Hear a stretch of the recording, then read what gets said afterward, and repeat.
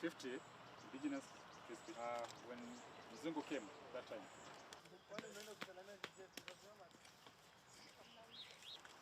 And Karura means evergreen. This one. It was recovered last year through a court process. That tells you that you may steal public asset today, but eventually it will be recovered. So we are here to witness that and also to plant trees.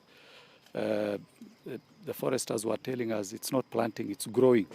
So we are here now to do that. It was part of Karura Forest. Part of it was what was used to be called KTTC, which is now the TVET College, training college that was taken, and now it has been taken back and restored back to the forest and also to the school.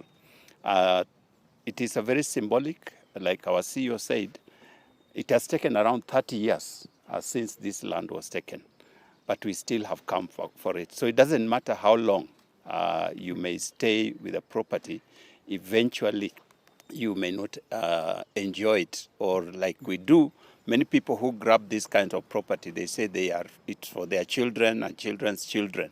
But indeed, the children of this particular individual is not going to benefit from it because it was illegally acquired. Today, we have one partner with the EACC who have executed their mandates in recovering the area that you've heard them talk about, that is at 7.1 hectares where we are, and we are very happy for them to come and assist Kenya Forest Service in getting that piece of land. And again, apart from that, we are also engaging them in what we are doing today, the tree growing activity. Just want to assure everybody who loves to come to Karura that Karura is safe.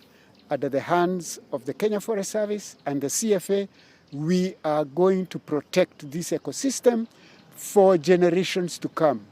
At 70 years old, I'm hoping that the children of my children and the children of the children of my children will actually enjoy this forest at some point.